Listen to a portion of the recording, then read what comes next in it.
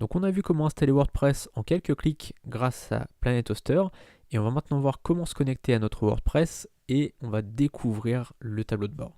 Alors là, donc j'ai mis mon identifiant et mon mot de passe. On va cliquer sur se connecter.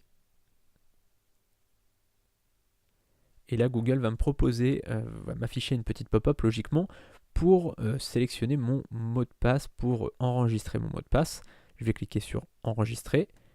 Et donc la prochaine fois, ça sera en jaune en fait, ça sera directement sauvegardé et j'aurai pas besoin de le retaper à chaque fois. Parce que je vous ai dit, choisissez un mot de passe qui soit sécurisé, qui soit difficilement identifiable pour les hackers et potentiels ou même des gens que vous connaissez qui pourraient vous vouloir du mal, on ne sait jamais.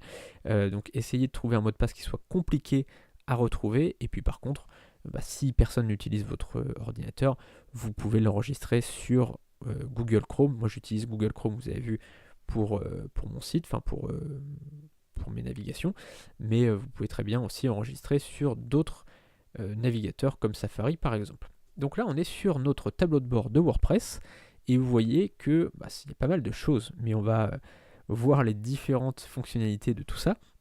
Je vais vous présenter un petit peu toutes les fonctionnalités qu'il y a sur WordPress, évidemment simplifié, je ne vais pas vous raconter tout, je ne vais pas vous expliquer tout, mais l'importance c'est que vous compreniez un petit peu l'ensemble et que vous sachiez qu'est-ce que vous pouvez faire avec WordPress.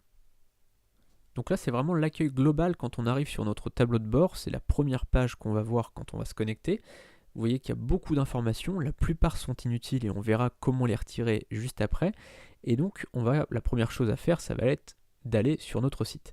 Donc là, il est ici puisqu'on a cliqué quand on était sur Planet Hoster, mais on peut l'ouvrir ici, c'est-à-dire qu'on peut aller ici, on survole et on clique sur aller sur le site.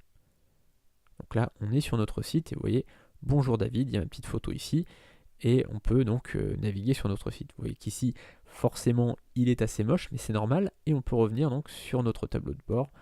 Hop, c'est vraiment très simple, vous voyez, c'est très fluide. Vous avez juste à faire ce que je fais et vous aurez exactement la même chose. Alors évidemment le tableau de bord il évolue, ça peut arriver dans les prochaines semaines, les prochains mois qu'il change un petit peu de design, mais moi ça fait des années que j'utilise qu'il est à peu près pareil. Voilà, il change un petit peu au niveau du design, mais c'est vraiment tout. Donc la première chose qu'on va faire c'est déjà de supprimer ça, fermer ça, ça sert à rien. Et puis on va choisir les options de l'écran, parce que vous voyez qu'il y a beaucoup d'informations qui ne servent pas forcément à grand chose.